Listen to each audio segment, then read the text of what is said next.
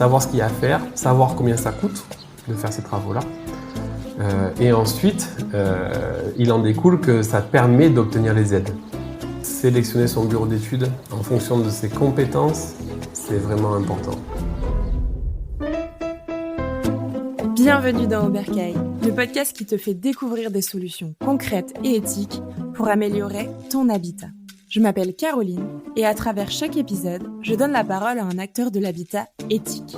Comme toi, je me pose de nombreuses questions sur la rénovation et la construction de mon futur chez moi. Alors ensemble, partons à la recherche de solutions adaptées à chacun d'entre nous et cela commence dès maintenant. Eh bien, c'est avec grand plaisir que j'accueille aujourd'hui sur le podcast Gaël Defer. Bonjour Gaël. Bonjour Caroline. Tu es un véritable expert en économie et efficacité énergétique des bâtiments. Gaël, tu es le fondateur de Maîtrise Énergie, une entreprise engagée dans la transition écologique. Chez Maîtrise Énergie, votre mission, c'est d'accompagner les entreprises, les collectivités et les particuliers vers un avenir plus durable. Vous vous spécialisez dans la réalisation d'études approfondies de projets, permettant ainsi de définir les solutions les plus adaptées pour économiser de l'énergie. Le sujet d'aujourd'hui, ce sont les audits énergétiques. On va parler de tout ça ensemble. Est-ce que j'ai tout bon jusqu'ici, Gaël ? C'est tout bon, Caroline. C'est tout bon ? J'ai validé. Merci Jean-Pierre. Eh bien écoute, je te propose qu'on commence cet épisode par notre fameux petit jeu de brise-glace. Tu m'as préparé 2 affirmations, une vraie, une fausse. À moi de déterminer la bonne. Très bien. Écoute, j'ai une petite anecdote. J'ai un client un jour qui me contacte pour avoir des renseignements pour un projet de rénovation de son habitation et qui m'informe qu'il a fait passer une société de rénovation globale, RGE, reconnue Grenelle de l'environnement, et qui vont lui faire un audit énergétique gratuit. Et de ce fait, nous n'avons pas besoin de lui en faire un. Okay. Est-ce qu'on a besoin ou pas de lui en faire un ? Est-ce que tu veux me donner les 2 tout de suite ? Et comme ça, moi, si tu veux. Pas de Très souci. bien. Et ensuite, mettre des panneaux solaires pour l'autoconsommation nous permet, en cas de coupure du réseau électrique, de continuer à alimenter sa maison. Alors, je vais dire que la première, du coup, on est quand même obligé d'en lui en faire un. Comme quoi, peut-être qu'il y a une préqualification d'audit énergétique, je sais pas exactement, mais on est quand même obligé légalement d'en faire un supplémentaire, peut-être c'est une question de label ou chose comme ça. Et la deuxième, du coup, c'est vrai. Dis-moi. Je t'avais dit que je te piégerais. Donc la première est vraie, on n'est pas obligé de lui en faire un. Si l'entreprise est compétente pour faire un audit énergétique, aujourd'hui c'est vrai que du coup on va en parler par la suite, ces normes évoluent énormément et du coup c'est un peu le bazar. Donc la transition énergétique, il faut l'actionner et on en parlera plus tard. En tout cas, l'entreprise de rénovation globale RGE est apte à faire un audit énergétique. D'accord. Cependant, nous, notre conseil, c'est quand même de faire venir un tiers de confiance dans son projet de rénovation est quand même intéressant, puisque nous, on est rémunéré pour le faire et on ne sera pas jugé parti contrairement à la société de rénovation globale, qui sera, est-ce que ces préconisations seront vraiment des préconisations tournées vers le bon sens ou est-ce que ça sera plutôt vers le sens de l'entreprise, tu vois ce que je veux dire. C'est d'ailleurs le gros problème que l'on rencontre aujourd'hui. Second conseil, sur la continuité, quand nous on fait un audit énergétique pour une maison individuelle, en général on met entre 8 et 12 heures à faire un audit énergétique complet. Je parle de la visite technique, une véritable visite technique jusqu'à la remise du rapport et l'évolution du rapport en fonction des besoins réels du client ensuite. Donc ce ne peut pas être un travail qui est gratuit. J'entends par là qu'à un moment donné, 12 heures de travail normalement d'un ingénieur dans une entreprise, ils sont pas forcément ingénieur, mais ça vaut de l'argent. Donc ça veut dire que l'entreprise va se rattraper quelque part, quoi qu'il arrive. Il n'existe pas de véritable gratuit. La seconde, donc mettre des panneaux solaires pour l'autoconsommation nous permet, en cas de coupure du réseau électrique, de continuer à alimenter sa maison. C'est faux. J'entends par là que beaucoup de personnes me disent que lorsque on fait de l'autoconsommation, et l'autoconsommation c'est un terme un peu faux. On ne peut faire de l'autoconsommation véritable que si on a du stockage. Ok. Pourquoi? Parce que les onduleurs, en fait, qui gèrent la transformation de l'énergie, sont alimentés également. Et en fait, en cas de coupure du réseau, du coup, vous êtes coupé de votre installation. Ok, donc il faut effectivement peut-être ce système de batterie qu'on peut avoir avec les panneaux photovoltaïques, et là on devient autonome. En fait, oui. Mais si on n'a du pas coup, ça... quelle est la raison? Nous, on s'adapte toujours dans nos préconisations en fonction de la raison pour laquelle vous êtes motivé à mettre du panneau solaire. Est-ce que c'est pour une autonomie ou est-ce que c'est pour faire de l'écologie? Ou alors, bon, il y a tout un tas d'autres critères, mais voilà. Donc, on va essayer de s'adapter parce que pour l'écologie, du coup, lorsqu'on met du stockage, pour l'instant, il n'y a pas forcément de retour sur investissement sur le point de vue écologique. Ok, super clair. Merci pour cette introduction et bien joué. Je pense que justement c'est un sujet sur lequel j'ai besoin d'être plus éclairée et je ne suis pas la seule parmi mes auditeurs aussi. Je te propose de rentrer direct dans le bain. C'est quoi un audit énergétique? Est-ce qu'il y en a plusieurs? Moi, j'ai vu plusieurs noms passer sur les audits énergétiques. Oui. Est-ce que tu peux nous détailler un petit peu ça, s'il te plaît? Oui, alors l'audit énergétique, déjà, il y a différents thèmes, donc typologie de bâtiments. Il y a soit des bâtiments dits tertiaires, donc industriels, des hôtels, etc. Il y a du résidentiel. Alors dans le résidentiel, il y a du collectif en monopropriété, par exemple un bailleur social, ou de la copropriété, si jamais vous êtes locataire ou propriétaire d'un appartement dans une copropriété, ou un logement individuel. Aujourd'hui, il y a plusieurs normes qui consistent à réduire progressivement le nombre de passoires énergétiques, que ce soit pour la location ou pour la vente. Et là, on rentre encore dans d'autres critères. Je pense que j'enverrai ensuite un document pour vraiment redétailler tous ces points-là. Mais il y a l'audit réglementaire qui est pour les bâtiments qui sont en vente, donc pour les passoires énergétiques, et les audits incitatifs, dans le cadre où si tu es propriétaire d'un bâtiment et que tu veux faire des améliorations énergétiques qui sont financées. Ok. Voilà. L'audit énergétique, il sert à vraiment faire une analyse exhaustive de ton bâtiment, que ça soit sur les parois, donc pour connaître parfaitement la constitution. Donc on va plus loin qu'un DPE. Ça sera sûrement une question suivante, mais ça va plus loin qu'un DPE. On va vraiment faire de l'analyse avec une caméra endoscopique, on va percer parfois les murs pour vraiment découvrir comment le mur est composé. On va détailler l'ensemble des menuiseries, de vos toitures, de vos sols, etc. Et ensuite, on va détailler de manière exhaustive aussi la partie génération de l'énergie pour le choix sanitaire, le chauffage et la climatisation. L'audit énergétique, il va ensuite faire des préconisations d'amélioration énergétique en fonction de cet état initial projeté pour atteindre une performance. Voilà. Et on va proposer aussi du coup que coûtent ces travaux d'amélioration énergétique, quelles sont les aides disponibles et quel est le retour sur investissement. En ce moment, on vient d'apprendre que la loi en fait évoluait et que l'audit réglementaire et l'audit incitatif allaient être en fait fusionnés à partir de janvier 2024. Il faut savoir que c'est une loi qu'ils ont mis en place en mai de cette année, 2023, et qu'elle est déjà changée. Donc on s'adapte au fur et à mesure de l'évolution de cette loi. Donc on a été un peu perturbé hier par une présentation d'un créateur de logiciels parce que on vient de nous apprendre qu'on ne devait plus du coup parler des aides financières dans l'audit incitatif et on vient de nous apprendre que finalement il n'y avait plus qu'à avoir un seul scénario de travaux avec un scénario. Ensuite le deuxième scénario en fait c'est le même scénario mais découpé en plusieurs étapes. Du coup, ça sort un peu de notre vue, surtout chez Maîtrise Énergie, de notre travail. C'est que nous, notre travail, c'est vraiment de faire plusieurs préconisations de travaux pour que le client puisse choisir réellement ce qu'il a envie de faire. Et pour qu'il choisisse ce qu'il a envie de faire, il faut qu'il sache quel sera son retour sur investissement.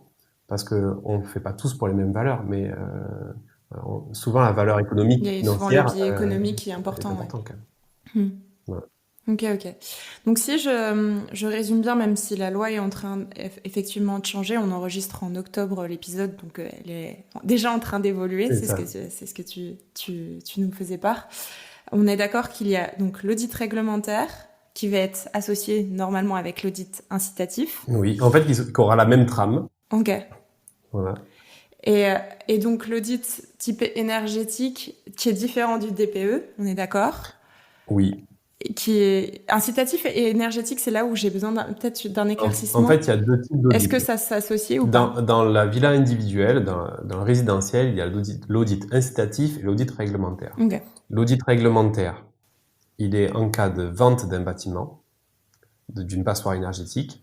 Alors du coup, pour la vente, depuis le 1er avril 2023, pour les logements classés F et G, tu ne peux plus tu ne peux plus vendre ce type de bâtiment si tu n'as pas fait un audit énergétique réglementaire.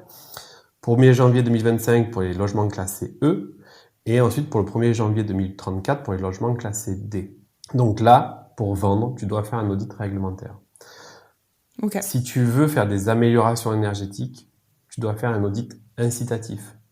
Aujourd'hui, ces 2 audits sont distingués à l'heure où je te parle, parce que l'évolution va pas vers le bon sens selon moi. Mais aujourd'hui, il est distingué vers le fait que l'audit réglementaire est plus simple que l'audit incitatif. Parce que l'audit incitatif, on va aller faire plus de préconisations de travaux et on va vraiment aller... D'où les scénarios. Voilà. Et on va aller vraiment analyser les aides financières qui sont propres à la personne qui est propriétaire du bâtiment à l'instant T. Parce que l'audit réglementaire, il est là pour la vente d'un bâtiment. Donc les aides financières qu'on va instruire à l'intérieur, elles sont pas adaptées à la personne qui va acquérir le bien. Tu vois ? Tout à fait. C'est plus clair là. Non, mais c'est bien compris. Merci. Et du coup, quelle est la différence avec un DPE, un diagnostic de performance énergétique? Est-ce que ça rentre dans l'audit ou est-ce que c'est un document à part? C'est quoi la distinction? Non, en fait, pour le DPE, c'est vraiment un document à part entière. C'est un diagnostic de performance énergétique. C'est un document qu'on dit plus simple qu'un audit énergétique réglementaire ou incitatif. On va moins dans le détail. Alors, nous, en tant que bureau d'études, on a pris la décision de ne pas faire de DPE alors qu'on est compétent pour le faire, mais on pense que ce sont 2 métiers complètement différents. Le DPE, donc, c'est obligatoire pour la vente d'un bâtiment et pour la location d'un bâtiment, pour tout type de classe énergétique. L'audit énergétique, il vient qu'en cas de vente d'un bien en classe énergétique vraiment en passoire. Et l'audit énergétique vient en complément. Aujourd'hui, on peut déléguer la partie audit énergétique à la personne qui fait le DPE si jamais il est compétent pour le faire. C'est une formation, une qualification supplémentaire, mais qu'ils peuvent demander. Pour nous, auditeurs énergétiques, bureau d'études, c'est un peu délicat parce que on trouve qu'une personne qui te fait un DPE, il te dit vous êtes en passoire énergétique, bon ben maintenant il faut repayer pour faire l'audit énergétique. Et en plus de ça, ce qui est déstabilisant pour le consommateur, et on l'entend énormément aujourd'hui, pour eux c'est la même chose. Parce qu'ils s'attendaient à ce que le DPE donne les informations sur l'enveloppe et tout ça. Et c'est pas le cas parce que nous, on passe beaucoup plus de temps. Et du coup, l'audit énergétique est aussi plus cher qu'un DPE.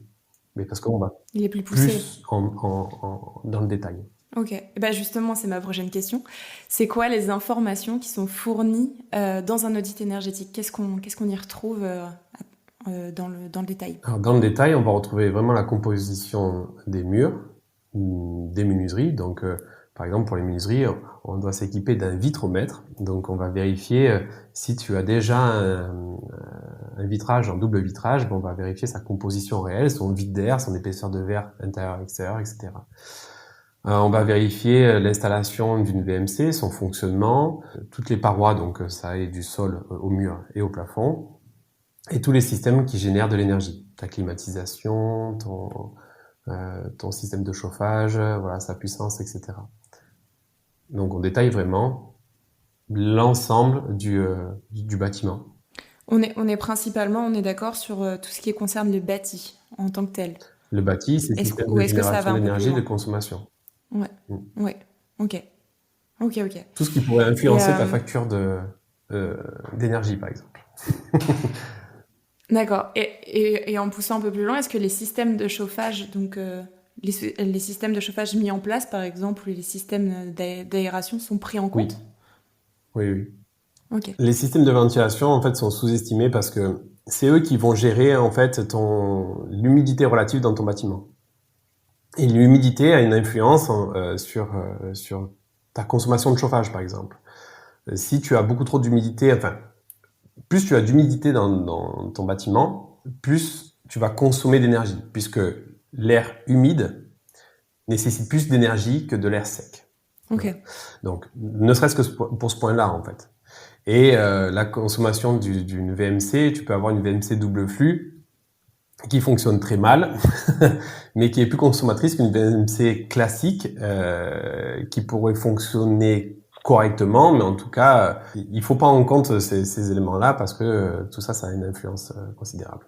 Et sur la VMC double flux, j'avertis tous les consommateurs aujourd'hui parce qu'il y a énormément aujourd'hui de sociétés peu scrupuleuses qui viennent chez vous en vous disant mettez un ballon solaire et mettez une VMC double flux et vous allez économiser de temps. D'ailleurs, ils utilisent des logiciels qui sont que nous on a testé et que je donnerai pas le nom pour pas pour pas décrédibiliser cette entreprise qui fait un logiciel qui est correct, mais du coup qui donne pas forcément les bonnes informations, qui est très bien fait je trouve au niveau commercial, mais qui est un peu délicat et ça prend pas suffisamment d'éléments en compte.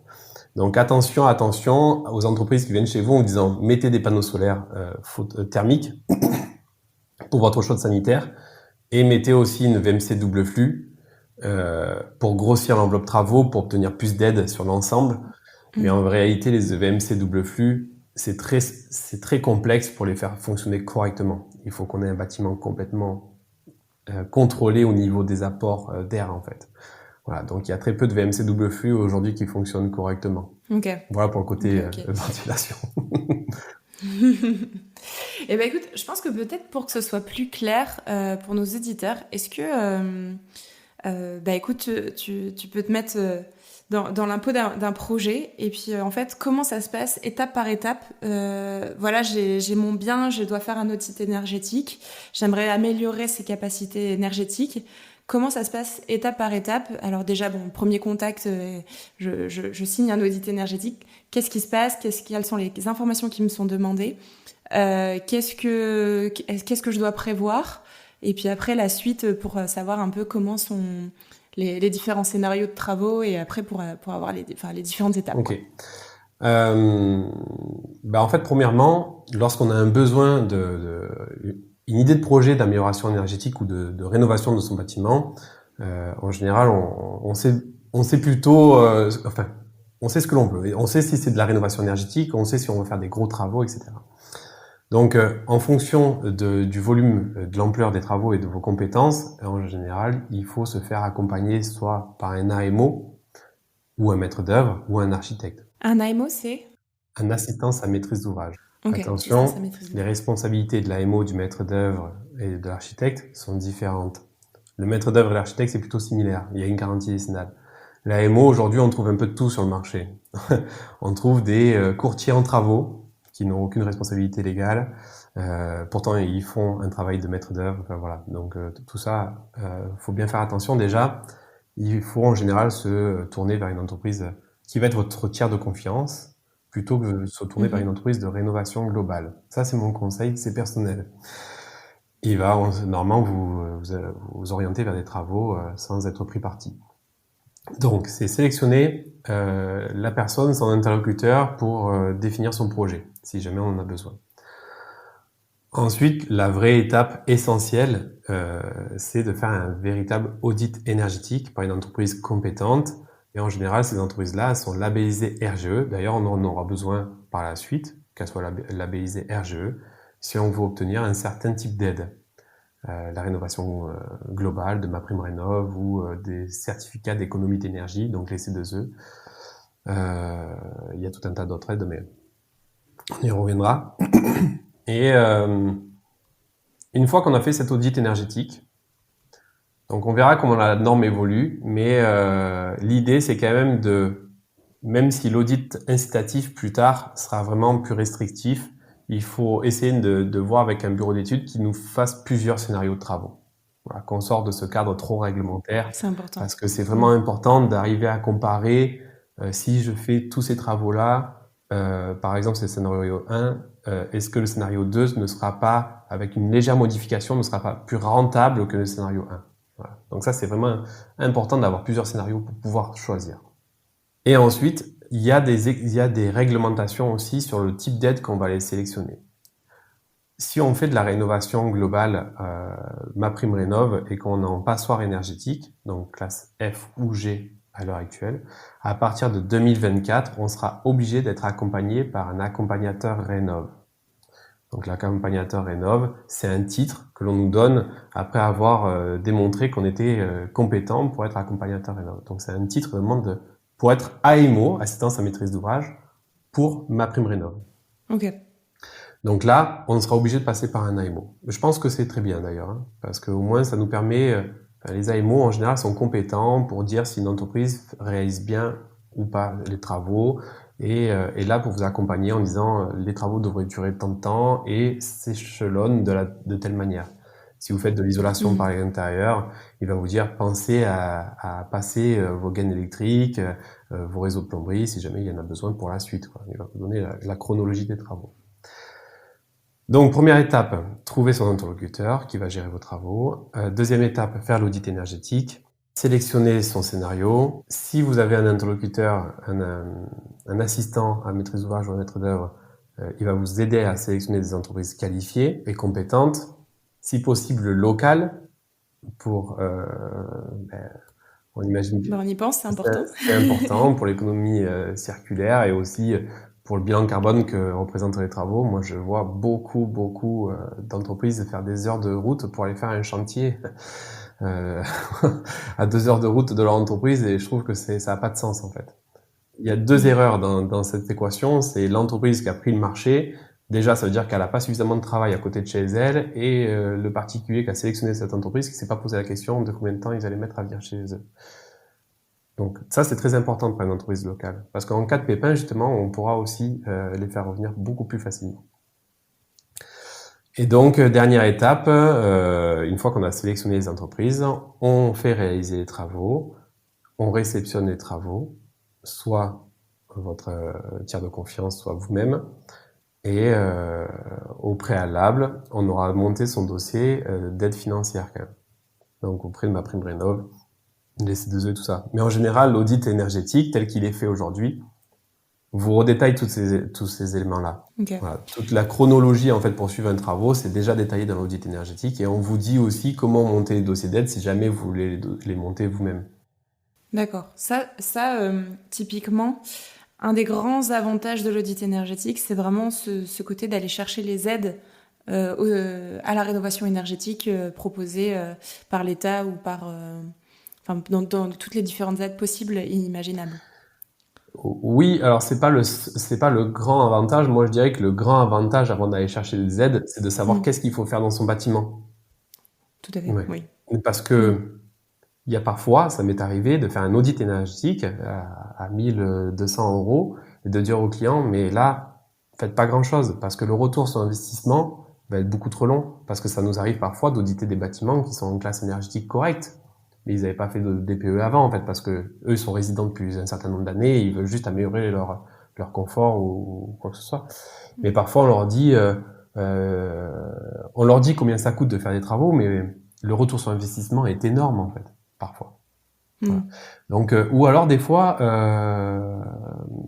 en très peu de temps, avec juste la mise en place d'une ventilation et quelques traitements de points singuliers, de ponts thermiques, des choses comme ça, on peut faire de très belles choses avec très peu d'investissement.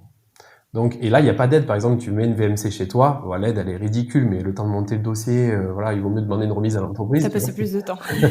Et d'ailleurs, elle sera contente parce qu'elle aussi, du coup, elle est engagée lorsqu'il y a des dossiers administratifs à monter. Et par exemple, pour l'isolation en comble, qui coûte pas très cher, le retour sur investissement est excellent. Voilà, donc parfois, avec très peu de moyens, on peut faire de très bons retours sur investissement. Donc d'abord, l'audit énergétique, il sert à ça. Il sert ensuite à ne pas te faire arnaquer quand tu vas aller consulter toi-même les entreprises. Il va te dire, si tu veux installer une pompe à chaleur en remplacement de ta chaudière fuel, ça coûte tant en général. Nous, on reste quand même... on n'est pas l'entreprise qui fait les travaux. Sur une fourchette de prix. Oui. Donc on donne une valeur, mais après c'est aux entreprises de faire leur prix. Mais voilà, on donne en tout cas la bonne fourchette, puisqu'on a l'habitude de consulter des entreprises. Donc voilà, d'abord c'est ça, c'est savoir ce qu'il y a à faire, savoir combien ça coûte de faire ces travaux-là. Et ensuite, il en découle que ça permet d'obtenir les aides. Ok. Ça fait partie, mais c'est pas effectivement, c'est d'abord le projet en tant que tel, Ouais, l'information et devenir un peu plus sachant sur son projet. C'est vraiment ce côté connaissance aussi qui est apporté. Et puis ensuite, effectivement, voilà. C'est pour de ça pouvoir aller que chercher les aides. sélectionner son bureau d'études en fonction de ses compétences, c'est vraiment important. Parce qu'aujourd'hui, on voit que la profession est en train de se tourner vers ça, justement. Il faut faire des Mhm. audits énergétiques parce que l'État nous le demande pour obtenir les aides financières. Mais à la base, c'est pas du tout le but de la manœuvre. Ok, ok. Donc ça, on est d'accord. C'est vraiment l'audit énergétique dans le but d'améliorer son logement. Et dans le but, si je prends dans le but pour le coup de l'achat-revente d'un logement, quels sont un peu les avantages pour l'acquéreur ou pour l'acheteur, enfin pour le revendeur, pardon, de faire cet audit énergétique? Alors, pour le revendeur, les avantages ne sont pas les mêmes.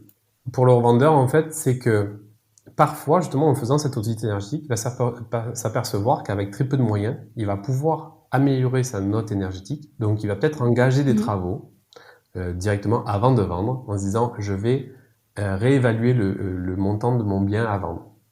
Parfois, avec 2000 euros, tu peux revendre ta maison 10 000 euros plus cher, par exemple. La négociation va être moins douloureuse parce que ta classe énergétique a évolué. Parce qu'aujourd'hui, c'est quand même Mhm. un élément très important qui est pris en compte lors de transactions. Pour l'acquéreur, ça lui permet en fait de savoir d'emblée qu'est-ce que ça va lui coûter d'améliorer tout de suite son bien. En général, l'acquéreur, il va se projeter dans les travaux beaucoup plus facilement dès lors qu'il a acheté le bien, plutôt que dans le temps. Une fois qu'il a emménagé, qu'il a mis ses cartons, qu'il a fait ses peintures, il Mhm. va se dire, bon, les travaux d'amélioration énergétique, on verra plus tard. Donc c'est de suite savoir et comprendre comment le bâtiment est réellement fait et qu'est-ce qui lui est proposé pour faire des actions tout de suite. Ok. C'est combien de temps la durée de validité d'un audit énergétique? Est-ce qu'il y a une date de C'est péremption? 5 ans. 5 ans? Ok. À partir du moment où l'acte a été fait, ou est-ce qu'il C'est la date de y a l'audit. toujours des petits... La date de l'audit. Ok. Ok. Non, c'est intéressant.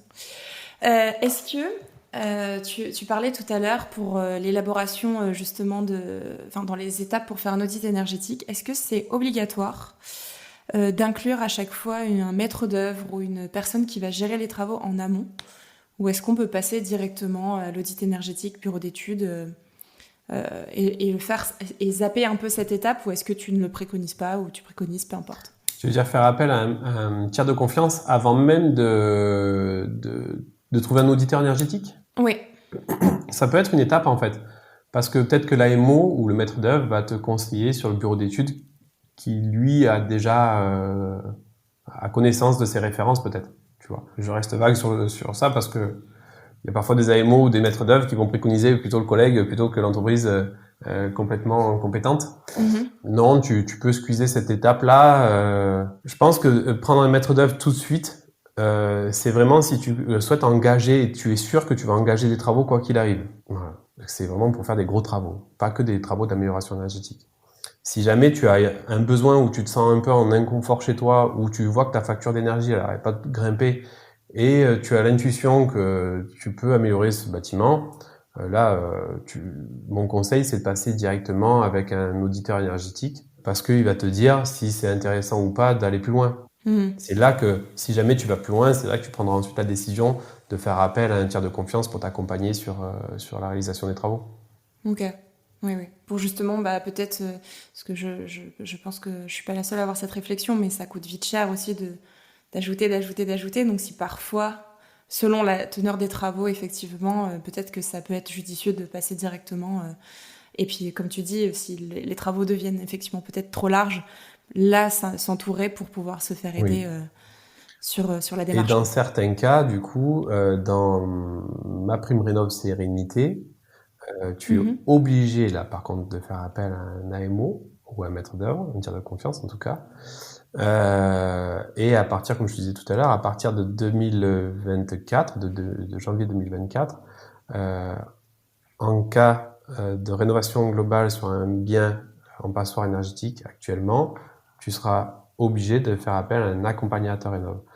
Alors, il y a un avantage quand même à être accompagné, c'est qu'en général, la rénovation globale nécessite une cohésion d'équipe et relativement bien organiser les travaux. Et MaPrimeRénov' prévoit une aide à la prise en charge de cette mission. Ok.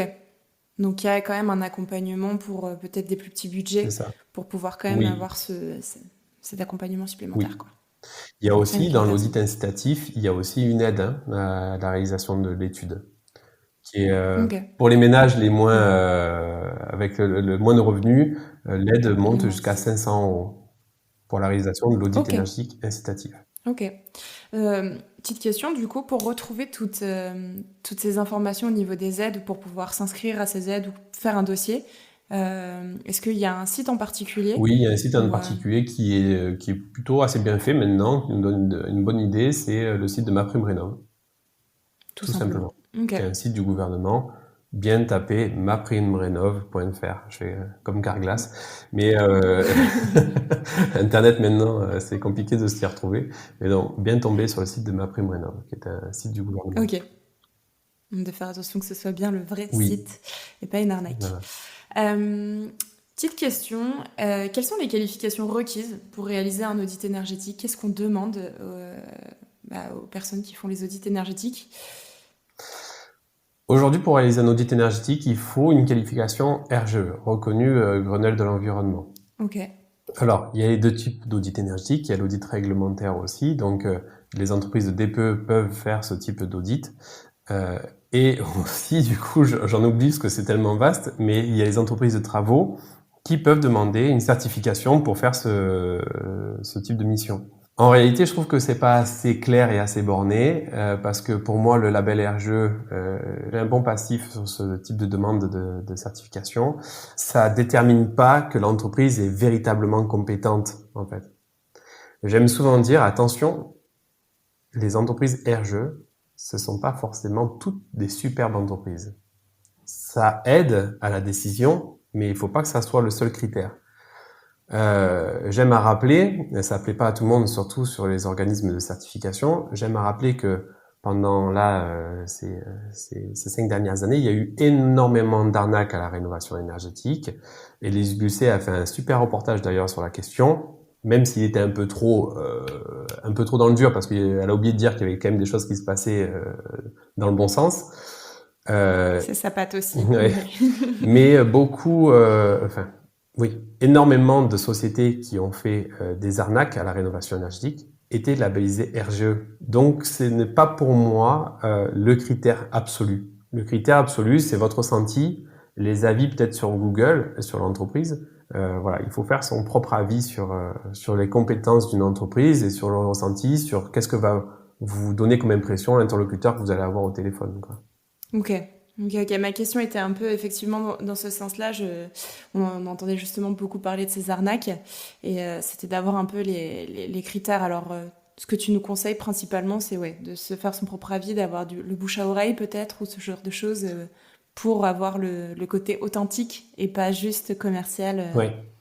lié à la labellisation RGE ou autre. Oui, oui, en fait, tout le monde le sait. Je pense que j'espère que les gens sont de moins en moins naïfs, en tout cas sur le secteur. Il est vrai que le secteur de la transition énergétique est très porteur en ce moment, puisqu'on n'entend parler plus que de ça. Enfin, en tout cas, ça représente une grosse partie de la communication aujourd'hui sur les réseaux. Du coup, ça génère énormément d'opportunistes, comme toujours. Vu qu'il y a des aides en plus, il y a des obligations déjà légales, et en plus maintenant il y a des aides. Donc ça crée énormément d'opportunistes.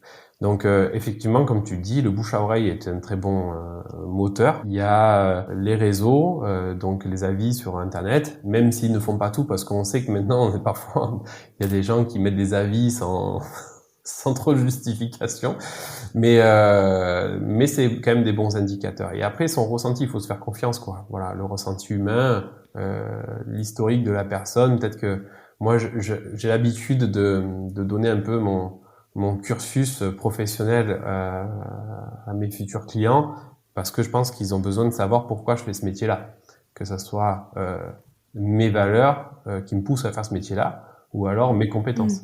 Ouais, qui tu es derrière l'entreprise. Absolument. Aussi, quoi. C'est important. Oui. J'ai une dernière question.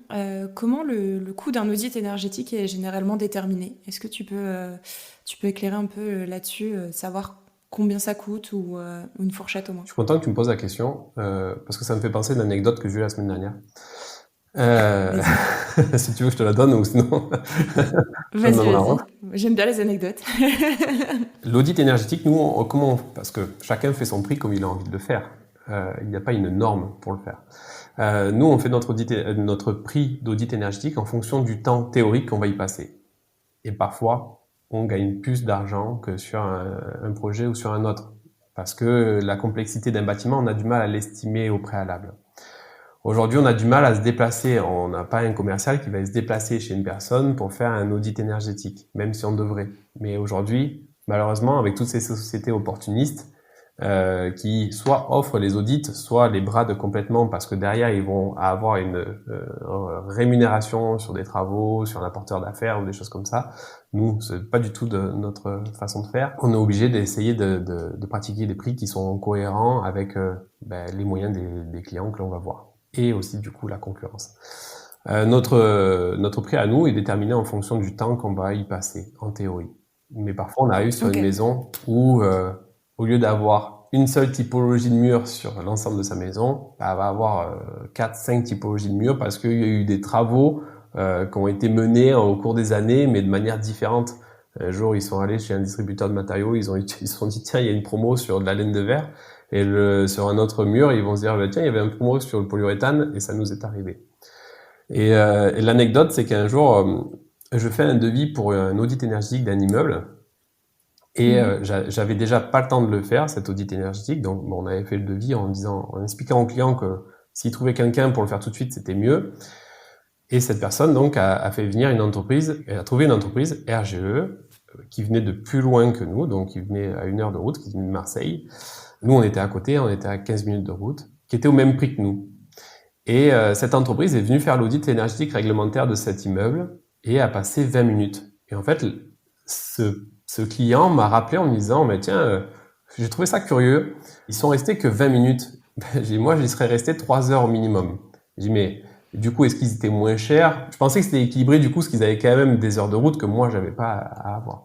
Donc, ils étaient au même prix que moi. Pour un audit qu'ils ont mis 20 minutes à faire sur un immeuble de 4 logements. Ben voilà, je sais pas comment ils font. Et en fait, c'est ça qui décrédibilise la profession et c'est malheureux parce que du coup, on n'a pas suffisamment. L'audit énergétique, normalement, on fait qu'en parler en ce moment parce que ça doit avoir du sens en fait.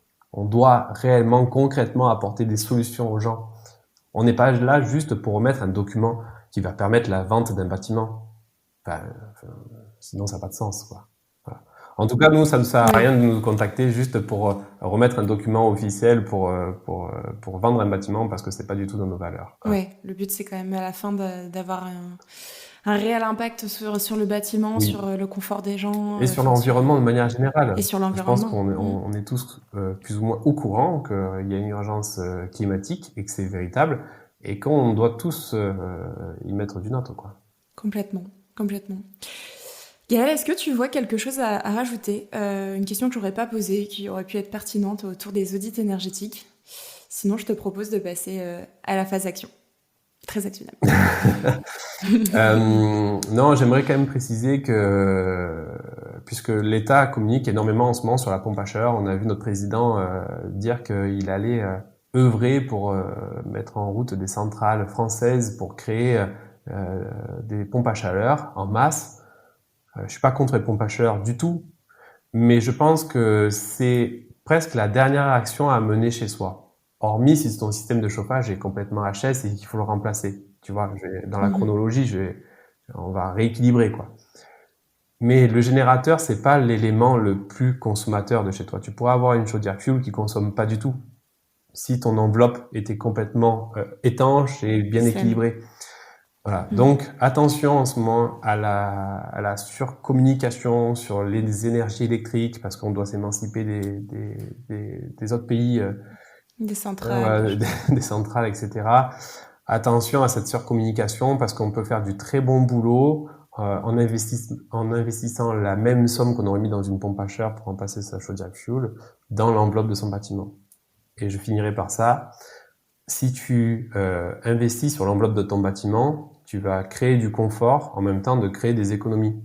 Si tu investis sur ton générateur, donc sur une pompe à chaleur, tu vas que créer éventuellement des économies d'énergie et financières. Ok, c'est bien noté. Et juste quand même pour précision, quand tu parles de l'enveloppe, on est d'accord que tu parles vraiment des murs, de ton bâti, Oui. avec l'isolant, avec, Oui. avec Les je vais y arriver, menuiseries, les menuiseries, la toiture, le sol, tout quoi. Ok, très bien. Eh ben écoute, c'est noté et très percutant comme dernière remarque. Je te propose qu'on passe du coup à la phase très actionnable. C'est ok. C'est parti. Je profite de cette coupure, tu te demandes peut-être comment soutenir notre travail sur Obercaille. Déjà, tu peux noter ce podcast.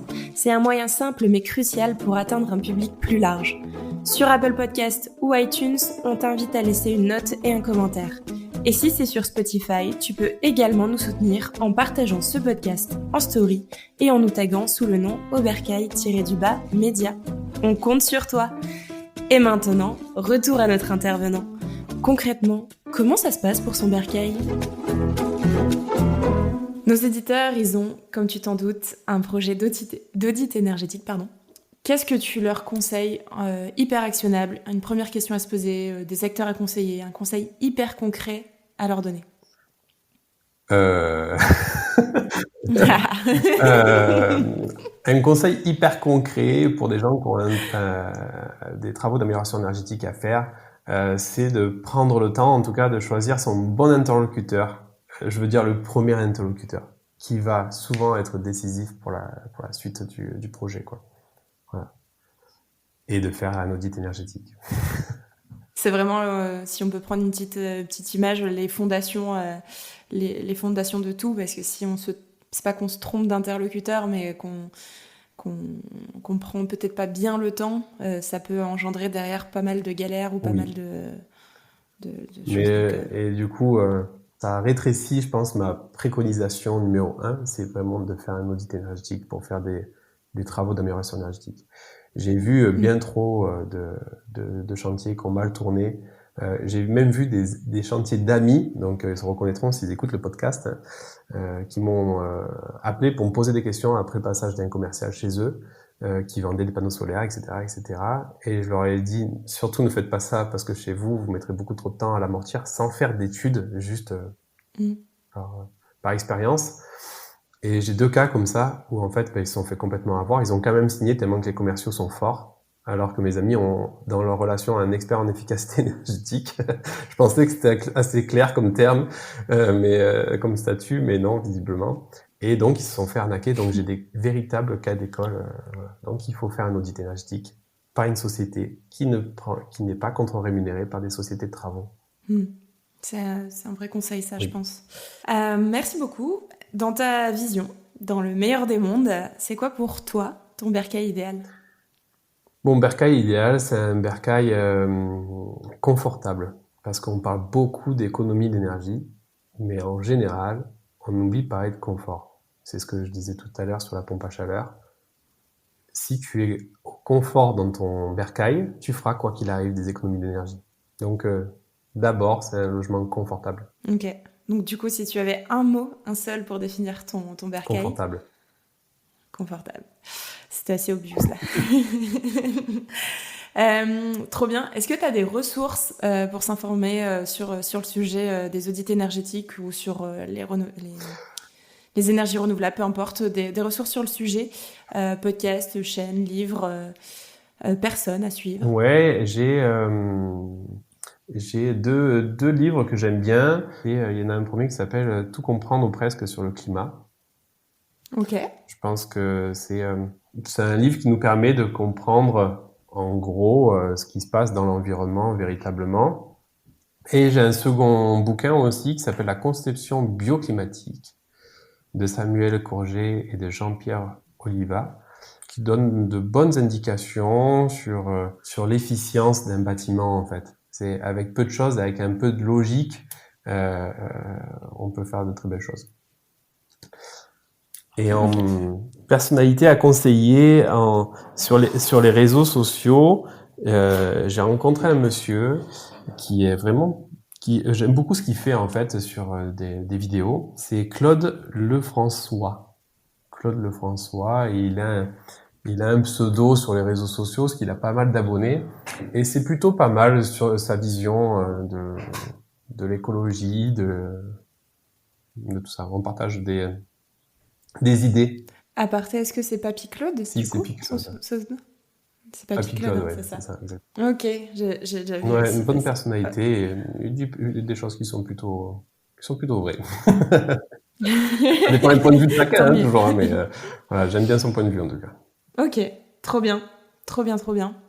Et écoute, on touche à la fin. Où est-ce qu'on peut te contacter ou te retrouver si on a envie de suivre tes avancées ou de te contacter? On est sur Facebook et on a aussi un site internet www.maitriseenergie.com. Maîtrise énergie, attention, ça s'écrit avec un seul E qui fait la liaison. C'est un mot tout attaché. C'est un beau jeu de mots. Oui, c'est un double sens. On a décidé de créer cette entreprise pour maîtriser l'énergie des gens qui veulent faire des travaux et qui sentent qu'ils vont rentrer dans un processus assez énergivore. Et on économise aussi l'énergie des bâtiments, du coup. Donc c'est pour ça qu'on a mis au pluriel. Trop bien. Merci, en plus on aura eu la signification. Merci beaucoup. Merci pour ce passage, merci pour tes explications Gaël. C'était top, un super moment. Merci, c'est partagé. Trop bien. Et puis écoute, j'ai plus qu'à souhaiter à tout le monde une belle journée et puis à bientôt dans vos bercailles. À bientôt. Merci d'avoir écouté l'épisode jusqu'au bout. C'est l'heure du bilan. Voici les 3 choses principales à retenir. Premièrement, il faut bien choisir son expert énergétique. Les audits énergétiques sont cruciaux pour comprendre ton bâtiment. Ne te fie pas uniquement au label RGE, mais privilégie ton ressenti, les avis et le bouche à oreille. Le conseil supplémentaire, c'est de sélectionner peut-être un interlocuteur de confiance non lié à une société de travaux pour obtenir une analyse peut-être plus objective. Ensuite, comprendre les étapes essentielles. Identifie clairement ton projet de rénovation énergétique. Si besoin, fais-toi accompagner par un professionnel adapté, que ce soit un AMO, un maître d'œuvre, un architecte, en fonction du volume de tes travaux. La réalisation d'un audit énergétique par une entreprise labellisée RGE devient obligatoire pour certaines aides. On compare ensuite les scénarios de travaux proposés. Enfin, optimise les avantages des audits. Profite des audits pour connaître les travaux nécessaires, éviter les arnaques, estimer les coûts et comprendre les aides disponibles. Si tu vends, l'audit peut valoriser ton bien, mais si tu achètes, il te donne une vision claire des améliorations possibles avant même d'emménager. Bon, tu le sais déjà, mais un dernier rappel. Si tu as aimé cet épisode, tu peux nous soutenir en laissant 5 étoiles sur Spotify et Apple Podcasts, et en laissant un commentaire pour nous dire ce qui t'a plu et les sujets que tu souhaiterais voir abordés dans nos futurs épisodes. Allez viens, construisons au bercail ensemble. Ta voix compte et tes idées sont hyper précieuses pour faire évoluer ce média. Merci d'être là, merci de nous écouter et surtout merci de contribuer à cette belle communauté. Prends soin de toi et à bientôt dans ton bercail.